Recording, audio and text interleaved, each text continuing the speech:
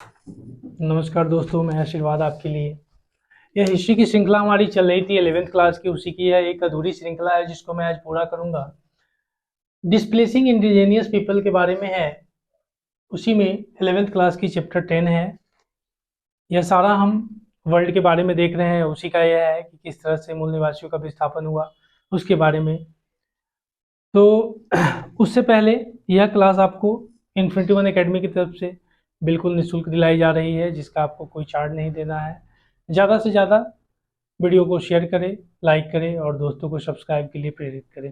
चलिए हम इसमें देखते हैं। इससे पहले हमने देख लिया था, जिसमें हमने देख लिया था कि किस तरह से उनको बेदखली अपने ज़मीन से की जा रही थी। हमने साउथ अफ्रीका के बारे में पढ़ा था, नॉर्थ अमेरिका के बारे में भी हमने थोड़ा बहुत देखा था। उसी में यह क्लास को हम आगे बढ़ा रहे हैं, जिसमें आज हमको देखना है the native peoples lose their land, मतलब अपनी ज़मीन से मूल बासिंदे की बेदखली किस तरह से होती है उसके बारे में हम चर्चा करते हैं।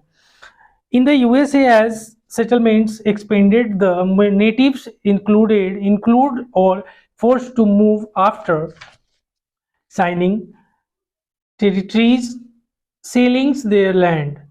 The price paid were very low, and there were instances when the Americans, a term used to mean European people of the USA, cheated them by talking more land or paying less than promised। ध्यान दीजिएगा, इसमें कहता है कि जैसे जैसे संयुक्त राज्य अमेरिका ने अपनी बस्तियों का विस्तार किया, जमीन की बिक्री के समझौतों पर दस्तखत कराने के बाद मूल निवासियों को वहां से हटाने के लिए प्रेरित या बाध्य किया गया। उन्हें दी गई कीमतें बहुत कम थी और इससे भी उदाहरण मिलते हैं कि अमेरिकियों यानी संयुक्त राज्य अमेरिका यूरोपीय लोगों के लिए प्रयुक्त पद ने धोखे से उनसे ज्यादा जमीन ले ली या पैसे देने के मामले में वायदा खिलाफी की, जो प्रॉमिस किया उसको तोड़ दिया। अब यह जो बात हो रही है, ये जिस कॉन्टिनेंट की बात हो रही है, अगर हम उसकी चर्चा करेंगे तो यूं उस कॉन्टिनेंट का मैप अगर बनाते हैं तो दूसरे कॉन्टिनेंट की अगर बात करते हैं, इस तरह से हम उस कॉन्टिनेंट की बात करते हैं। एक में हम चर्चा करते हैं एक नॉर्थ अमेरिका की, जिसको यूएसए बोलते हैं, और दूसरे की बात करते हैं साउथ अमेरिका की बात करते हैं। हम इसी से घटना प्रारंभ करते हैं किस तरह से, या अगर मूल निवासियों की बात करते हैं, यहाँ जो भी लोग बसे हुए थे, एक तरफ आप ब्लैक पीपल की बात करते हैं और दूसरी तरफ व्हाइट पीपल की भी बात करते हैं, तो दोनों जगह जो लोग बसे हुए थे वह एक अफ्रीका से ले गए जो स्लेव थे, दास थे, उनको ले गए थे। तो दूसरी तरफ यूरोप वाले जो गुलाम बनाने चले गए थे, जो यूरोपियन थे, ब्रिटिश थे, उनके द्वारा यह दो लोगों के बीच की आपसी गलत थी। तो आपने देखा कि किस तरह से संयुक्त राज्य अमेरिका में 2004 में एक परिवर्तन आता है। 2004 में एक परिवर्तन आता है जिसके Barack Obama black presidents in the America USA, first presidents black people में बने। ठीक है, उसके बाद देखिएगा, इसी तरह से आगे बढ़ते हैं। फिर कहता है उन्हें दी गई कीमतें बहुत कम थी, मतलब जो लोगों को जमीन की कीमतें दी गई वह कम थी। Even high officials so nothings wrong in depriving the native peoples of their land. There is a scene by an episode in the Georgia, a state in the USA. Officials had argued that the Cherokee tribes, या Cherokee एक tribes थी, समुदाय थी, जिसके बारे में हम देखते हैं। Cherokee एक समुदाय थी जिसको हम लोग ट्राइब बोलते हैं, यानी ट्राइबल्स बोलते हैं, जनजाति बोलते हैं, अपने यहाँ जनजाति बोलते हैं। Cherokees tribes was governed by their state law but could not enjoy the rights of the citizen। और वह इनको राइट्स ऑफ द सिटीजन की अगर बात करते हैं, राइट्स ऑफ द सिटीजन की बात करते हैं, तो यह इंजॉय नहीं कर सकते थे due to reason of the उच्च अधिकारी भी बासिंदों की बेदखली को गलत नहीं मानते थे। और यह जॉर्जिया के एक प्रकरण से देखा जा सकता है। जॉर्जिया संयुक्त राज्य अमेरिका का एक राज्य है। और डू यू नो, आपको पता होगा अमेरिका में टोटल कितने राज्य हैं? कमेंट करके बताइएगा जरा, आप लोग बताइए कितने राज्य हैं अमेरिका में। हाँ, वेरी गुड। अमेरिका में टोटल 50 स्टेट्स हैं और यहाँ गवर्नर बोले जाते हैं। हर स्टेट के अपने गवर्नर होते हैं और हर गवर्नर का एकदम सेम राइट्स होता है। अगर अमेरिका में कोई भी अगर कॉन्स्टिट्यूशन में अगर परिवर्तन करना हो तो 50 स्टेट्स के जो गवर्नर हैं उनके साइन की जरूरत पड़ती है, तब जाके वह होगा।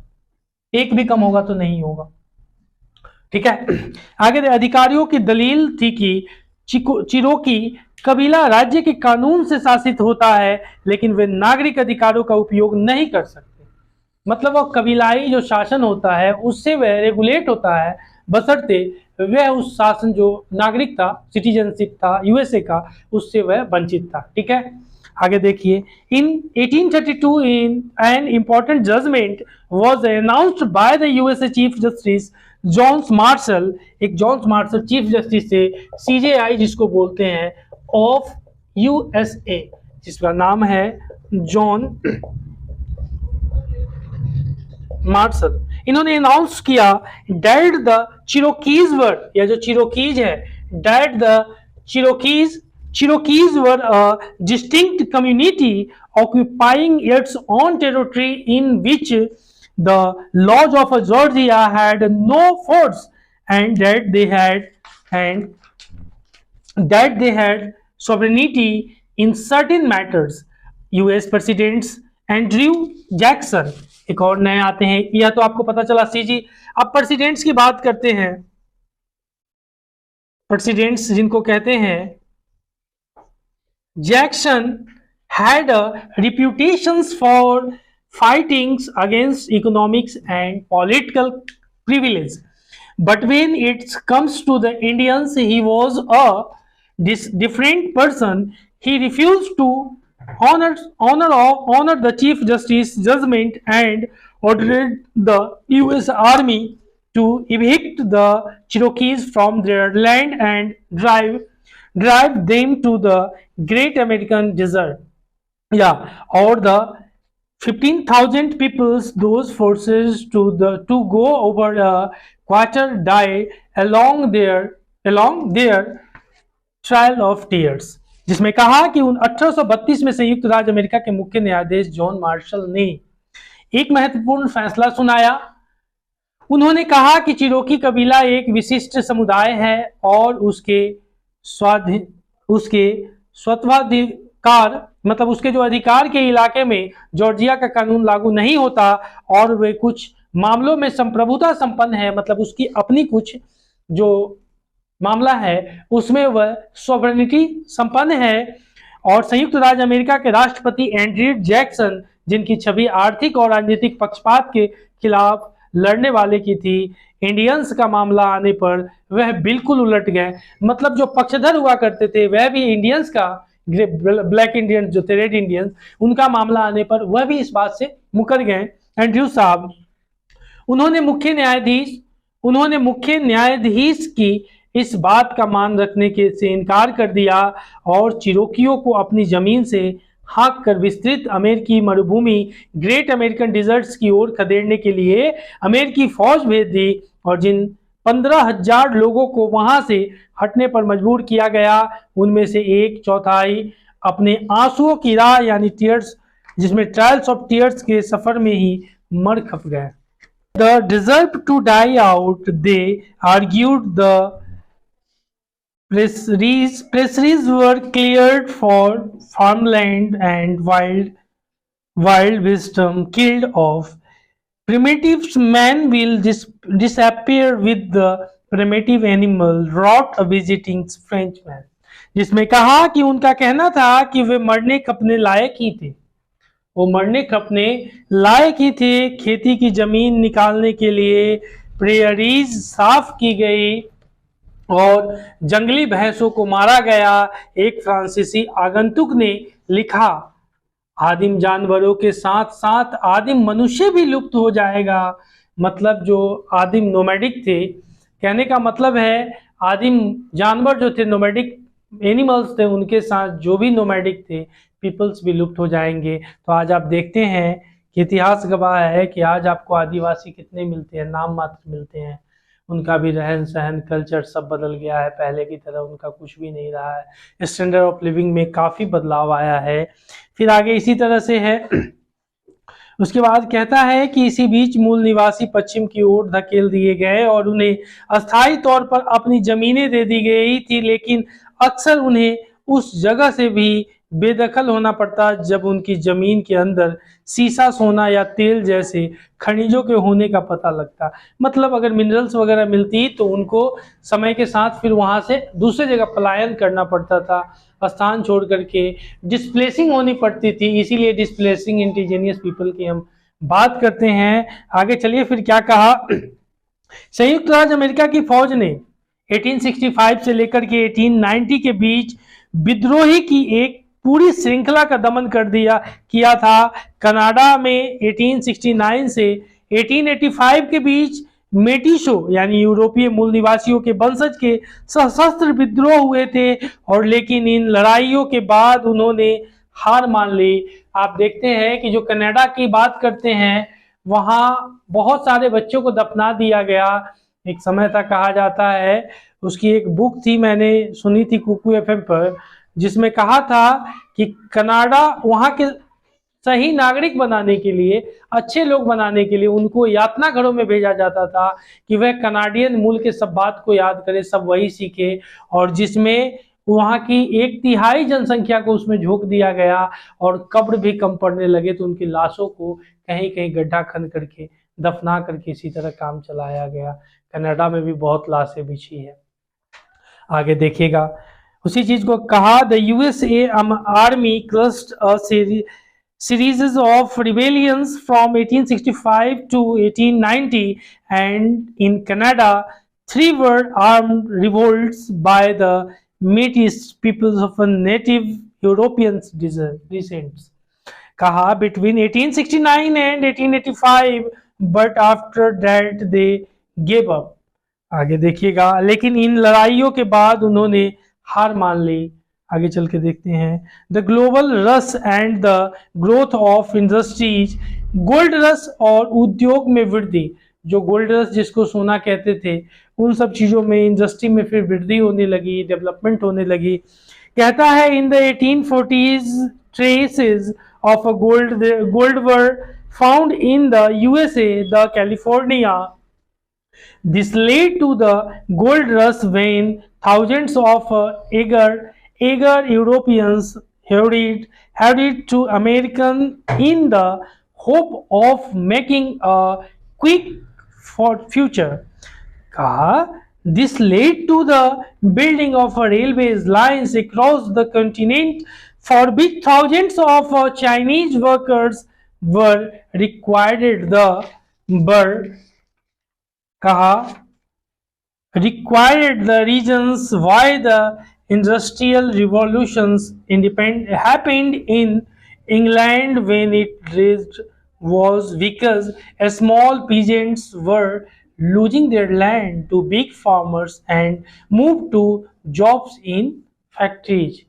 जो small peasants थे, जो किसान थे, वे अपनी जमीन को खो दिए और कंपनी फैक्ट्री की तरफ वह काम के लिए आगे फिर बढ़ने लगे। ठीक है, कहा 1840 में संयुक्त राज्य अमेरिका के California, in 1860s the USA had been undeveloped economics, in 1890 it was the leading industrial power in the world.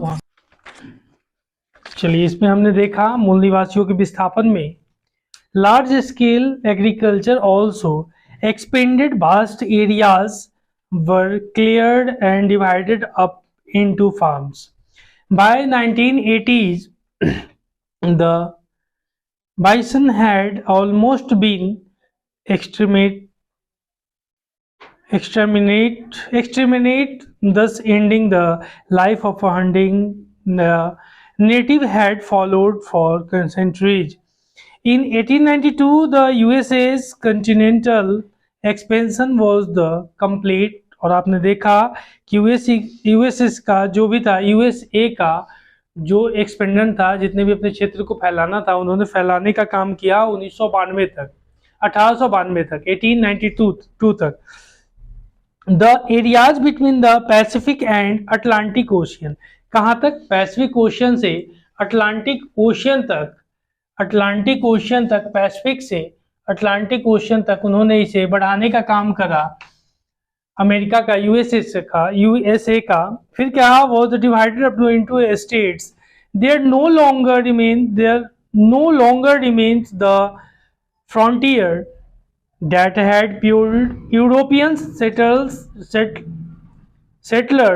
based for many decades, and within a few years the USA was setting up its own colonies in Hawaii and the Hawaii द्वीप जिसको कहते हैं। उसके बाद आगे it had becomes an imperial power, जिसमें कहा बड़े पैमाने की खेती की भी विरासत हुआ, मतलब जो खेती करते थे उनका। आज भी आप देखते हैं कि यूएसए में कोई अगर किसान, मात्र अगर आपके भारत में अगर बात करते हैं फार्मर की, तो आपके इंडिया में 49 टू 51% लोग जो है फार्मर एग्रीकल्चर से जुड़े हुए हैं। आप उम्मीद लगा लीजिए, आपकी आबादी 125 करोड़ जनसंख्या है, और इसी जगह अगर हम बात करते हैं तो अमेरिका में महज 2% लोग फार्मिंग में जुड़े हुए हैं। 2%। आपके यहाँ फार्मर को बाईसाइकिल नहीं होती है, और उनके यहाँ फार्मर जो होते हैं चॉपर से जाते हैं। आपके यहाँ 5 एकड़ 7 एकड़, वहां पे एक फार्मर अगर है कोई 50 एकड़ 100 एकड़ 200 एकड़, इस तरह से प्लॉट का प्लॉट है, क्रॉप उनका जो भी होता है प्रोडक्शन होता है। आपके यहाँ अगर 5 एकड़ है तो गांव में 5 भाई है, उसमें बट गया, ठीक है। दोनों के बीच में यही डिफरेंस आती है। फिर देखिए क्या कहता है कि 1890 तक आते आते जंगली भैंसों का लगभग पूरी तरह उन्मूलन किया जा चुका था, और इस तरह शिकार वाली वह जीवनचर्या भी समाप्त हो गई थी। जो लोग हंटिंग करके अपने जीवन को गुजर बसर करते थे, वह भी आने वाले समय में 1890 यानी 1890 के डिकेड में वह जाकर के समाप्त हो गई थी। फिर आगे देखिए क्या कहता है कि 1892 में संयुक्त राज्य अमेरिका का महाद्वीपीय विस्तार पूरा हो चुका था।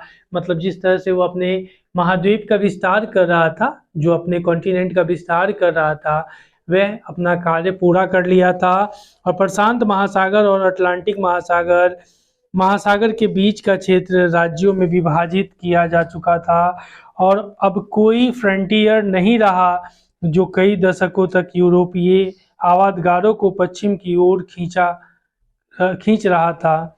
कुछ ही वर्षों के भीतर संयुक्त राज्य अमेरिका हवाई और फिलीपींस में अपने उपनिवेश बसा रहा था, और वह एक साम्राज्यवादी शक्ति बन चुका था। जिस तरह से उसको कोई कभी अपने उपनिवेश बनाया था, उसी तरह से वह अपने नए उपनिवेशों को शिकार पे ला रहा था। लगभग दुनिया की सारी जितने भी उपनिवेश हुए हैं, जितने भी आप देखते हैं, अमेरिका से लेकर के यूरोप तक लोगों को उपनिवेश बनाने का काम किया गया है। इसमें आगे देखिए फिर कहता है, अब देखते हैं कॉन्स्टिट्यूशनल राइट्स, संवैधानिक अधिकार के बारे में।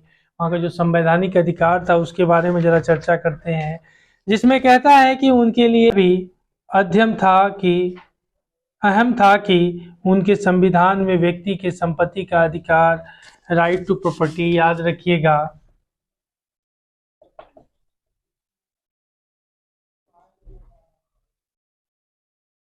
राइट टू प्रॉपर्टी का अधिकार, जो कि आपके संविधान में भी फंडामेंटल राइट्स में राइट टू प्रॉपर्टी का अधिकार था, जो कि उसको आर्टिकल 301 के तहत खत्म कर दिया गया और उसको लीगल राइट्स कर दिया गया।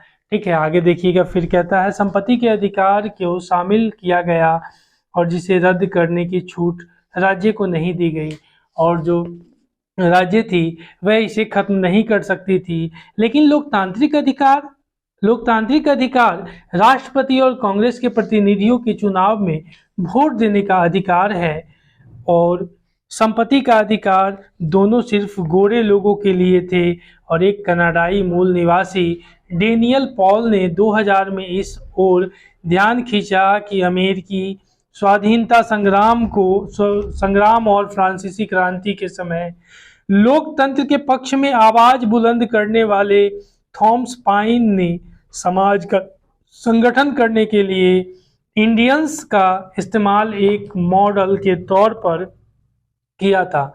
उसके आधार पर उसने दलील दी कि अमेरिकी मूल निवासियों ने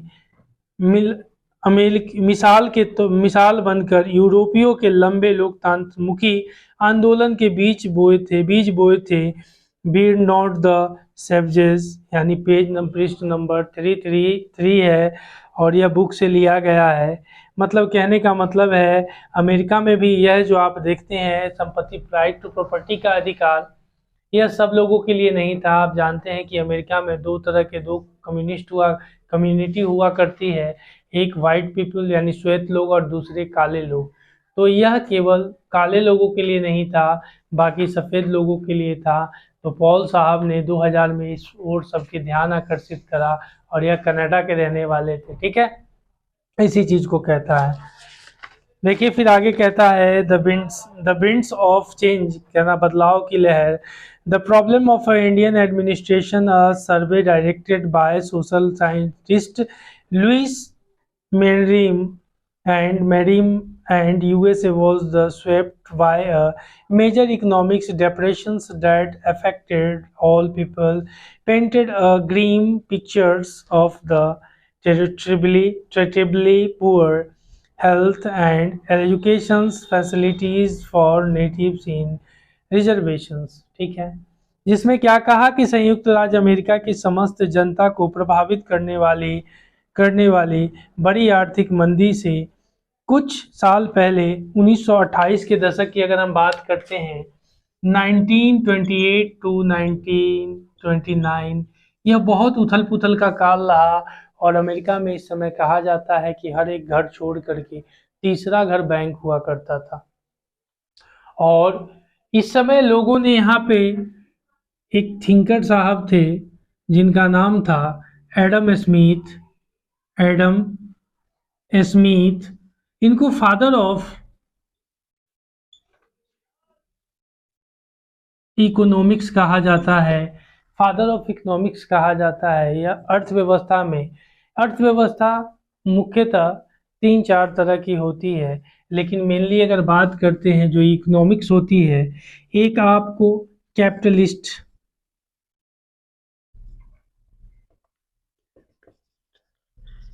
कैपिटलिस्ट इकोनॉमिक्स होती है। दूसरा अगर बात करते हैं कम्युनिस्ट इकोनॉमी होती है या सोशलिस्ट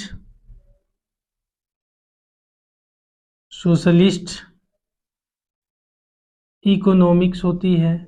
बात करते हैं मिक्स्ड इकोनॉमिक्स होती है। तो आप अगर चर्चा करते हैं हम जरा, तो कैपिटलिस्ट, तो अमेरिका जो था कैपिटल इकोनॉमिक्स बन करके दुनिया के सामने उभरा था। तो आगे चल कर के देखते हैं इनको बहुत सारे देशों ने अपनाया। आज अगर हम बात करते हैं, एक तरह से आपने कोरिया का नाम सुना होगा। कोरिया भी पहले आंतरिक कलह के कारण से 1950 के दशक में डिकेज ऑफ 1950 में एक दूसरे से हट करके एक नॉर्थ कोरिया और एक साउथ कोरिया बना।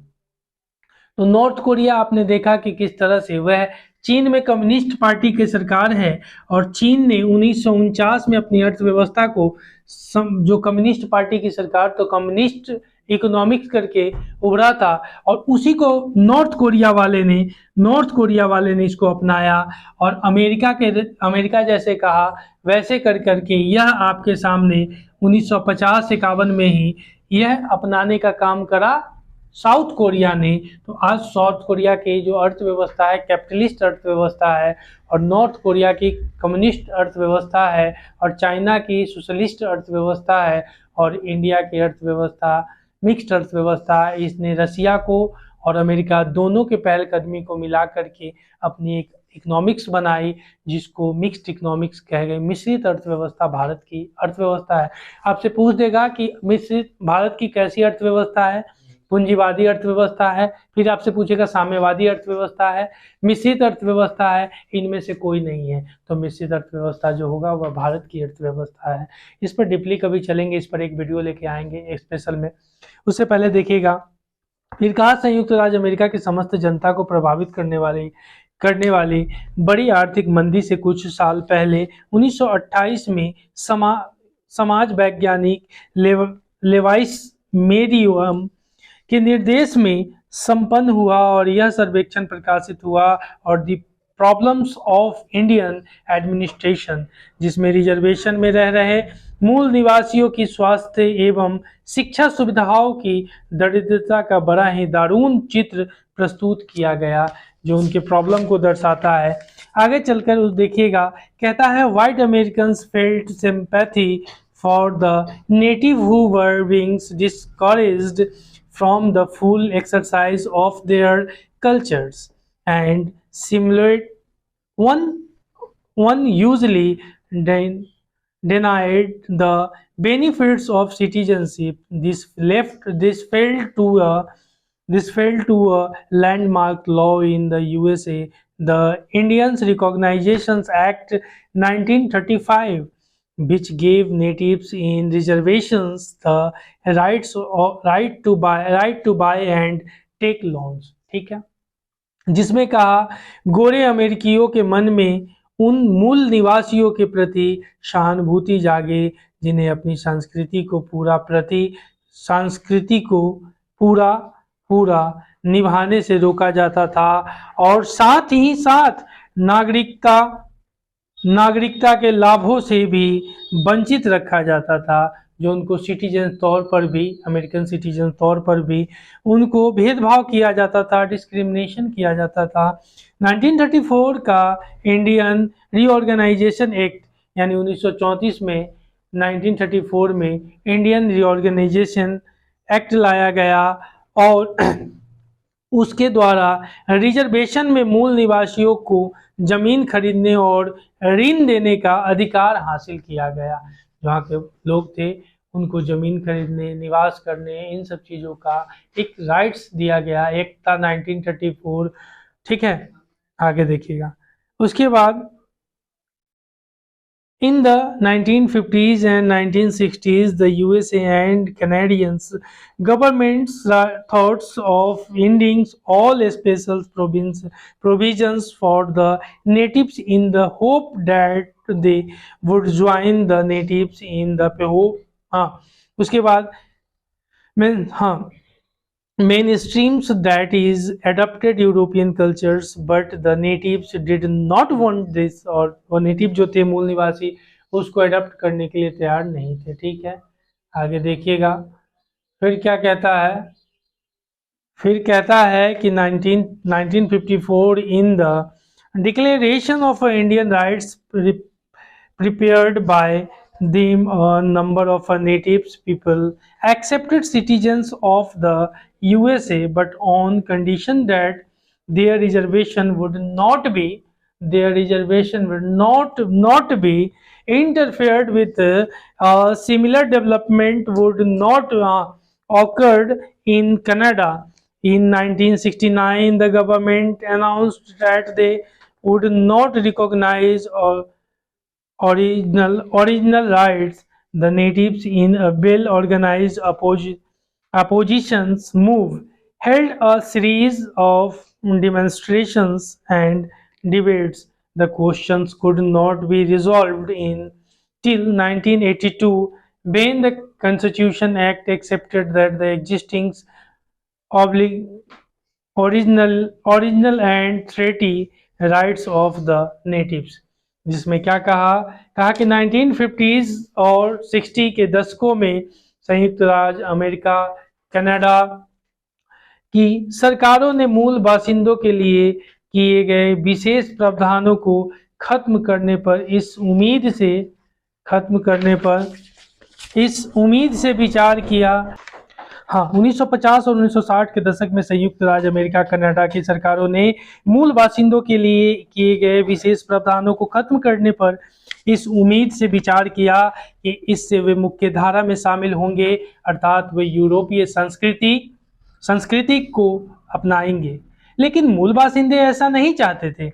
1954 में अनेक मूल निवासियों ने अपने द्वारा तैयार किए गए डिक्लेरेशन ऑफ इंडिया राइट्स में इस शर्त के साथ संयुक्त राज्य अमेरिका की नागरिकता स्वीकार की कि उनके रिजर्वेशन वापस नहीं लिए जाएंगे और उनकी परंपराएं में दखल अंदाजी नहीं की जाएगी। ठीक है, कुछ ऐसे ही चीजें कनाडा में भी हुई। 1969 में सरकार ने घोषणा की कि वह आदिवासी अधिकारों को मान्यता नहीं देगी। मूल निवासियों ने सुसंगठित तरीके से इसका विरोध करते हुए धरना प्रदर्शन और वाद विवादों की एक पूरी श्रृंखला आयोजित की।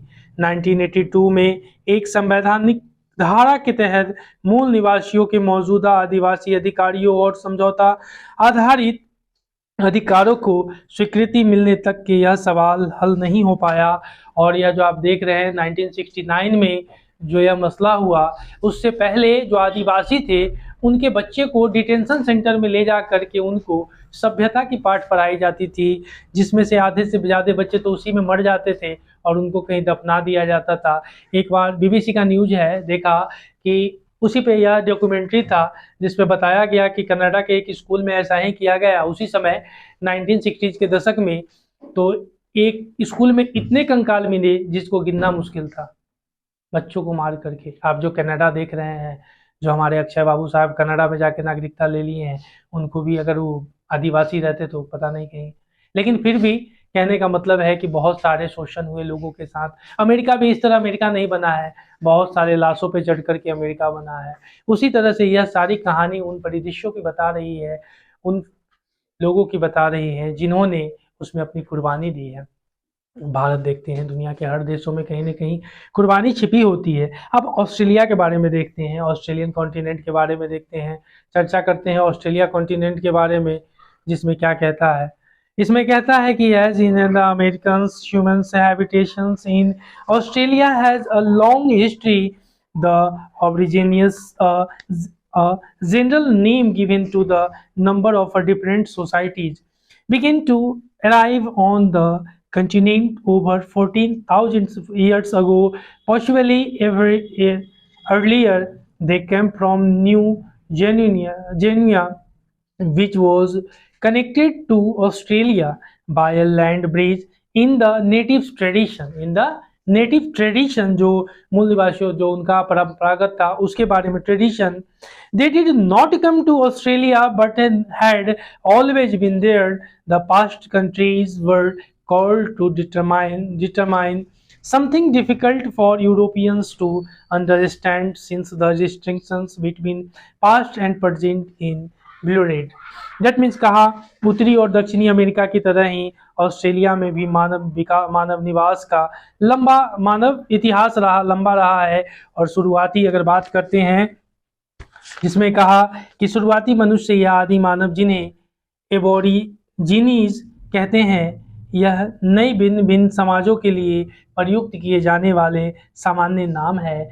ऑस्ट्रेलिया में 40,000 साल पहले आने शुरू हुए थे और संभवतः उससे भी पहले से वे ऑस्ट्रेलिया के साथ एक भू सेतु से जुड़े न्यू गिनी से आए थे। और पपुआ न्यू गिनी जिसको कहते हैं इधर है अफ्रीका की तरफ। उसके बाद क्या कहता है, ध्यान दीजिएगा,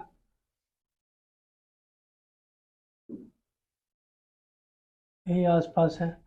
फिर उसके बाद कहता है, ध्यान दीजिएगा, कहता है संभवतः उससे भी पहले से वे ऑस्ट्रेलिया के साथ एक भू सेतु से जुड़े हुए न्यू गिनी से आए थे और मूल निवासियों की अपनी परंपराओं के हिसाब से वे ऑस्ट्रेलिया आए नहीं थे, बल्कि हमेशा से यहीं थे। वह बाहर के नहीं थे, वहीं थे। बीती सदियां स्वप्न काल कही जाती थी और इस कथन को समझना यूरोपीय लोगों के लिए मुश्किल था, क्योंकि इसमें अतीत और वर्तमान का अंतर धुंधला हो जाता था।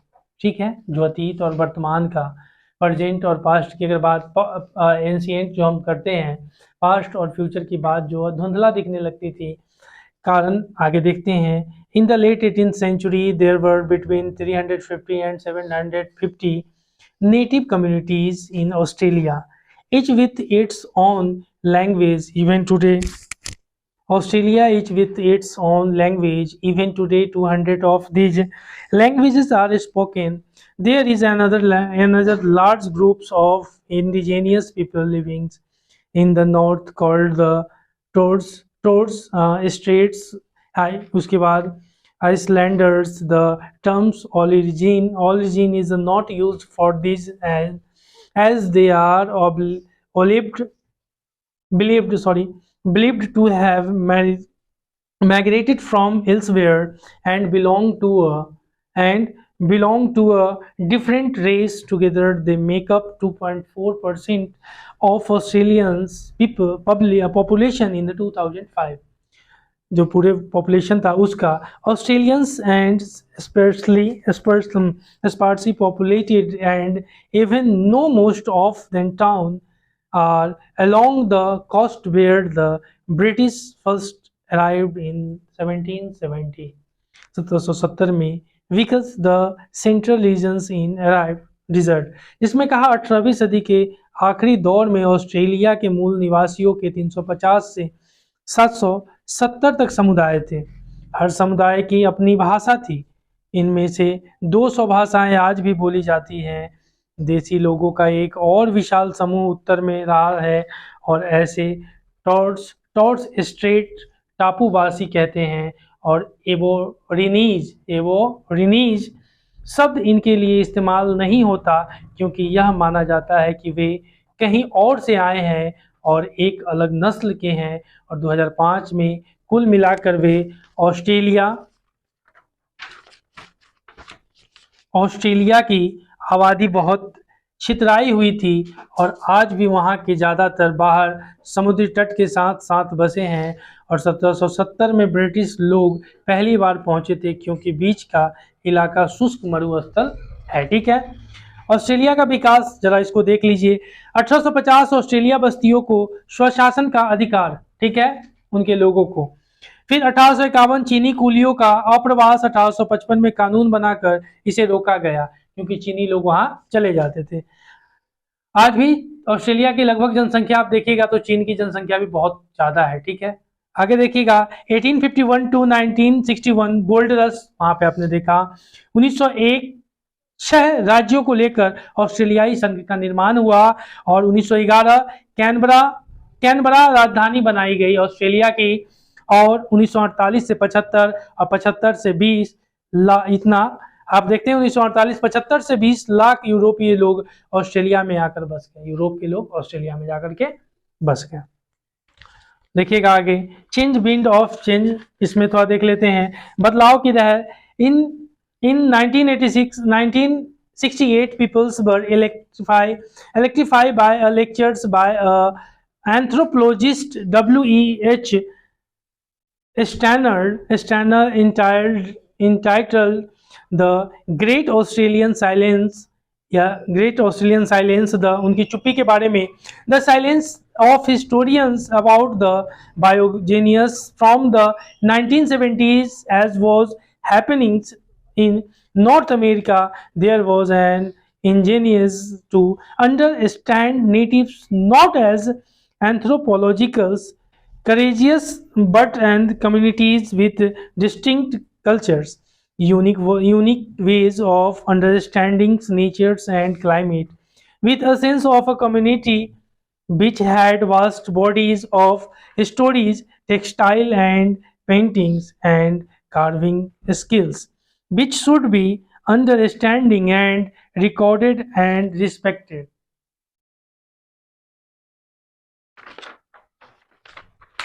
minute 1986 में एक मानव शास्त्री W.E.H. स्टैनर्ड ने एक व्याख्यान से लोगों में बिजली की तरंग सी दौड़ गई और उनके व्याख्यान का शीर्षक द ग्रेट ऑस्ट्रेलियन साइलेंस के बारे में चुप्पी थी। 1970 के दशक से उत्तरी अमेरिका में समझने की चाहत जग चुकी थी। उन्हें मानव शास्त्री जिज्ञासाओं के रूप में नहीं बल्कि विशिष्ट संस्कृतियों वाले समुदायों के रूप में, प्राकृतिक और जलवायु को समझने की विशिष्ट पद्धतियों के रूप में समझना था। उन्होंने ऐसे समुदायों के रूप में समझना था जिसके पास अपनी कथाओं और कपड़ा साजी, चित्रकारी, हस्तलिपि के कौशल का विशाल भंडार था और वह भंडार सराहनीय आदर तथा अभिलेखन के योग्य था। इन सब की तह में वह जरूरी सवाल था, जिसे आगे चलकर हेनरी रेनॉल्ड साहब ने अपनी प्रभावशाली पुस्तक व्हाइट वरंट बी टोल्ड हमें बताया क्योंकि नहीं गया में सामने रखा। इस किताब में ऑस्ट्रेलियाई इतिहास लेखन के इस दर्रे की भर्त्सना की गई थी जिसमें कैप्टन कुक की खोज से ही इतिहास की शुरुआत मानी जाती है। कैप्टन कुक की खोज से, ठीक है। चलिए अब कुछ समय है, देख लीजिए। इसमें कहता है 1774 गोरे ऑस्ट्रेलिया की नीति का खात्मा, एशियाई अप्रवासी को प्रवेश की इजाजत मिली, वही 1974। उसके बाद 1992 ऑस्ट्रेलियाई हाई कोर्ट द्वारा मावो केस में टेरा न्यूलियस की कानूनी अवैधता की घोषणा और 1770 के पहले से जमीन पर मूल निवासियों के दावों को मान्यता। 1995 आदिवासी और टॉर्स स्ट्रेट टापुवासी बच्चों को उनके परिवारों से अलग किए जाने के मामले में राष्ट्रीय जांच। यही जो आप देखते हैं आदिवासी टॉर्स स्टेट, इन्हीं बच्चों को मार करके फेंक दिया गया था, इसलिए उनको पीटा जाता था कि उनको सभ्य ऑस्ट्रेलियाई बनाया जाए, और इसमें लाखों बच्चे मारे गए। बाद में इस पर बयान भी हुआ, अभी हाल फिलहाल जाकर के 40-50 साल पहले। उसके बाद उस पर कुछ नहीं हुआ, सब वहीं के थे। आगे देखिए 1999 टू 90, उसके बाद इसमें 1820 से 1970 के दशक के बीच गुम हुए बच्चों में माफीनामे के तौर पर राष्ट्रीय क्षमा याचना दिवस, नेशनल सॉरी डे 26 मई को मनाया जाता है। जो हम लोग सॉरी बोलते हैं ना किसी को कि सॉरी डे का पीरियड चल रहा है, कभी यह सब वहीं से लिया गया है, क्योंकि यहाँ बच्चों जो मर गए थे, जो बच्चे, वहीं से उनको यहाँ नेशनल सॉरी डे आज भी मनाया जाता है। और ऑस्ट्रेलिया में नहीं, आप देख लीजिएगा सब जगह नेशनल सॉरी डे का बॉयफ्रेंड गर्लफ्रेंड ज़्यादा मनाते हैं नेशनल सॉरी डे, ठीक है। आगे बढ़ते हैं। चलिए यह कहानी हमारी खत्म होती है। इस कहानी के उपरांत हमारी अगली चैप्टर आपके सामने बहुत जल्द आएगी, जो कि पॉलिटी की होगी। और तब तक के लिए आप लोगों का बहुत बहुत धन्यवाद। बोरिंग सब्जेक्ट था, थोड़ा बोरिंग इसमें था, चैप्टर ही बोरिंग था, कहने वाली बात नहीं है। आप लोग बोरिंग हो गए तो कोई बड़ी बात नहीं है, लेकिन हाँ फिर भी एग्जाम पर्सपेक्टिव से इसको देखना जरूरी था। चलिए चलते चलते फिर मिलेंगे बहुत जल्दी। ज़्यादा से ज़्यादा चैनल को भेजो, लाइक करो, शेयर करो, सब्सक्राइब करने के लिए दोस्तों को कहो। जय भारत, जय हिंद।